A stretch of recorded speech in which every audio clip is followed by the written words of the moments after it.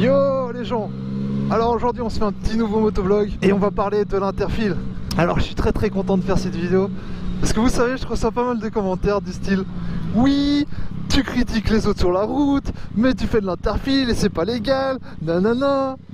Eh ben l'avantage c'est qu'avec cette vidéo, à chaque fois que j'aurai ce genre de commentaires, je pourrais mettre un petit lien vers cette vidéo d'aujourd'hui. Ah, t'es un bouffon mec, t'es juste un bouffon. Alors oui, l'interfile est légal en Belgique depuis 2011. Putain, je suis trop généreux aujourd'hui. Vraiment trop généreux. Depuis 2011, avant c'était simplement toléré, tout comme ça là en France en ce moment. Mais attention, il y a des règles à suivre, on peut pas faire ça n'importe comment non plus. Donc dans cette vidéo, je vais vous parler des règles, je vais vous parler de la sécurité, je vais vous parler de ce qu'il n'y a pas à faire, etc.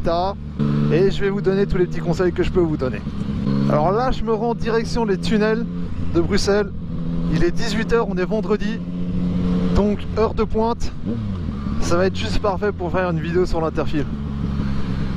Il devrait y avoir un peu de moins de monde que d'habitude, car aujourd'hui il y avait une manifestation. Et donc beaucoup de gens n'ont pas pris leur voiture aujourd'hui. Alors première chose à savoir, c'est que en dehors des autoroutes, il est interdit de faire de l'interfile à plus de 50 km/h. Sur autoroute, pas à plus de 70 km/h.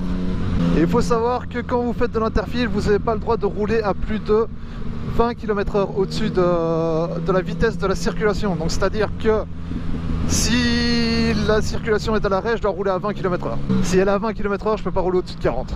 Alors bien entendu, interfile toujours entre les deux voies de circulation s'il y a deux bandes. S'il y a trois bandes, c'est toujours entre les deux voies les plus à gauche.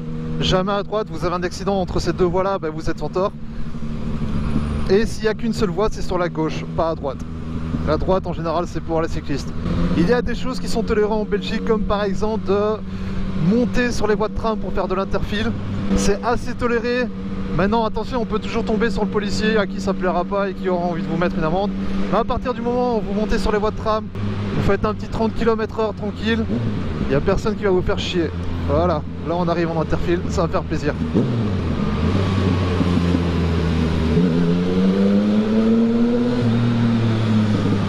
Ouvrir la visière, je vois que dalle. Alors il faut savoir que les gens n'ont pas à se bouger pour vous. Donc les petits nerveux qui arrivent derrière et qui donnent des coups de casse à tout va, vous passez juste pour un connard. Ils ont absolument pas à bouger pour vous. Quand ils le font, c'est juste une marque de courtoisie. Donc n'insistez pas, évitez de passer pour un connard. Mettre vos quatre clignotants, c'est toujours une bonne chose. Ça donne une présence visuelle en plus. Avoir un peu d'échappement qui fait du bruit, très important. Maintenant je sais que c'est très strict en France. En Belgique on nous fout la paix là-dessus. C'est assez rare de se faire contrôler là-dessus. Quand les gens se déplacent pour vous, essayez de leur dire merci. Ça encourage à continuer en fait. Parce que, vous le savez, je vous l'ai dit, ils n'ont pas à le faire pour vous. C'est que de la courtoisie. Et soyons clairs, avoir des gens qui se bougent pour vous, c'est juste excellent en interfile, ça facilite la chose. Vous savez qu'ils vous ont vu, vous savez que c'est safe, etc. Donc quand vous le pouvez, dites merci. Je sais que c'est pas toujours facile. On a les mains sur l'embrayage, on a les mains sur l'accélérateur, sur le frein, etc. C'est pas facile, soit dites merci de la main, soit dites merci du pied, mais essayez de le dire. L'avantage du pot d'échappement, c'est que quand vous êtes dans des tunnels comme ci par exemple, c'est que vous pouvez être sûr qu'à 100 mètres, eh ben, les gens ils vous entendent. Donc vous voyez parfois des voitures à 50 mètres qui se déplacent pour vous, c'est juste énorme.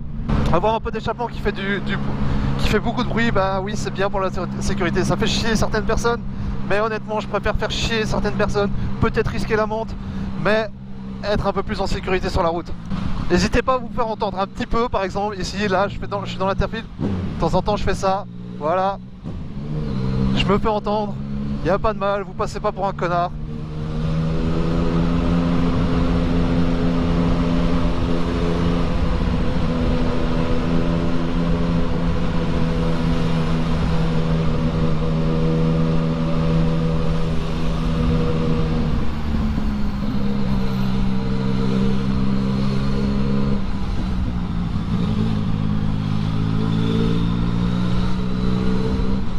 Et voilà, à votre aise, ça passe tout seul, il n'y a pas besoin de rusher, on n'est pas dans Star Wars.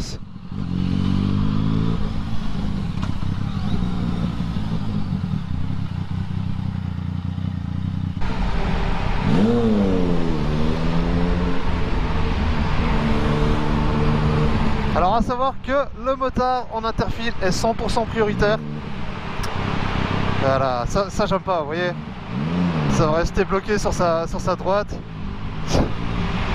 C'est pénible, mais on peut rien faire. On peut malheureusement rien faire. Donc le motard est 100% prioritaire en interfile. Il y a une voiture qui change de bande devant moi, je rentre dedans, c'est lui qui est en tort.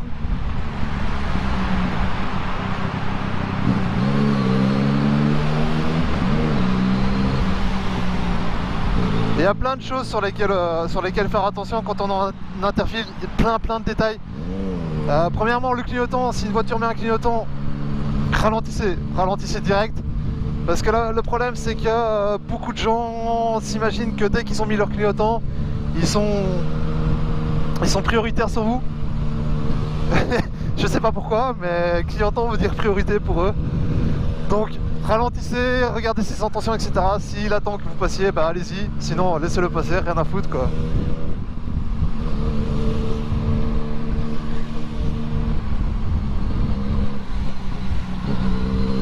Là, je me ramasse plein de trucs dans les yeux.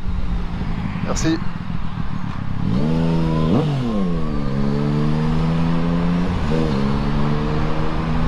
T'as pas envie de me coller encore plus au cul, toi?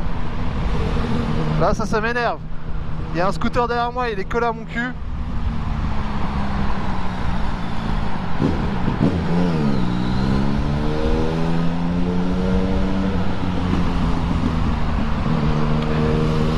Quand la circulation est de l'arrêt, regardez les roues des gens. Parce que s'ils ont envie de changer de bande, vous allez voir que les roues sont un peu tournées. Et donc faites attention à ça. Mec, je vais pas avancer plus vite pour toi, alors arrête de me coller au cul. L'interfile, oui, c'est pratique, mais malheureusement c'est dangereux. Tant que vous respectez les règles et que vous faites bien attention à vous, le danger ne vient pas de vous malheureusement. Ça vient des voitures. Voitures qui font pas très attention. Comme celle-là. Bon, maintenant on peut pas leur demander non plus de tout le temps avoir les yeux dans le rétro, etc. Donc... Mec, tu fais quoi? Dégage! Garde tes distances! Bouffon, voilà.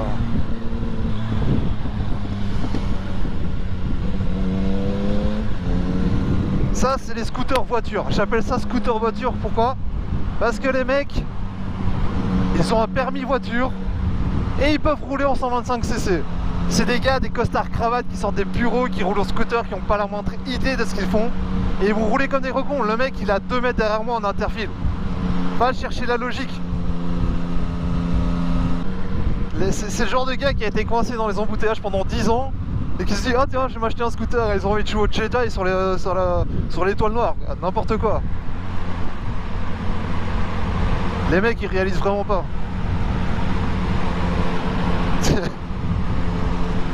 Il y a madame qui essaie de m'appeler. Je fais un motovlog. Non.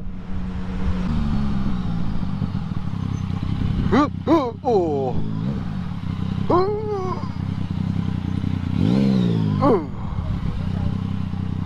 Ça passe. Ça passe. Moi personnellement, ma hantise dans l'interfile, c'est le connard qui va ouvrir sa portière. Ça, c'est ma plus grande hantise. Imaginez le coin d'une porte, de vous le prendre dans le torse ou un truc comme ça. Ah, comment ça doit bien craquer. Ça arrive toujours, ça. Des gens qui sont bloqués dans le trafic, qui sont là pour ramener quelqu'un et qui se disent: tu sais quoi, je vais descendre ici, ça avance quand même pas. Et là, elle ouvre la connasse, elle ouvre la porte. Oh, ah, ça me stresse, ça me stresse. Faut savoir que l'interfile, c'est bénéfique sur 3 points. Alors la première chose, comme vous n'êtes pas coincé dans le trafic entre 2 voitures, mais vous avez moins de risque de vous faire percuter par derrière. Donc ça, c'est déjà un point positif. Bon, bien entendu, à partir du moment où vous faites de l'interfile, bah, c'est dangereux, oui, c'est certain. Mais bon, tout à moto est dangereux, on va pas se le cacher. En pratiquant l'interfile, ben, on réduit le trafic, bah oui. En restant pas coincé dans le trafic, on est plus vite rentré à la maison, il y a moins de trafic sur les routes. C'est logique. Et bien entendu, comme on passe moins de temps sur les routes, moteur allumé, etc., ben, moins de pollution, donc c'est écolo aussi. Ça n'a que des points positifs, l'interfile. Elle est insistante, hein. Je fais mon motovlog. Non, je décrocherai pas. La clé de l'interfile pour la sécurité, c'est simple, hein, les gars. Prenez votre temps, Voilà, c'est ce que j'expliquais là l'autre fois, faire de l'interfile, monter sur la voie de tram. On passe la ligne blanche, oui, mais ça reste toléré. Y a rien de méchant. Pourquoi?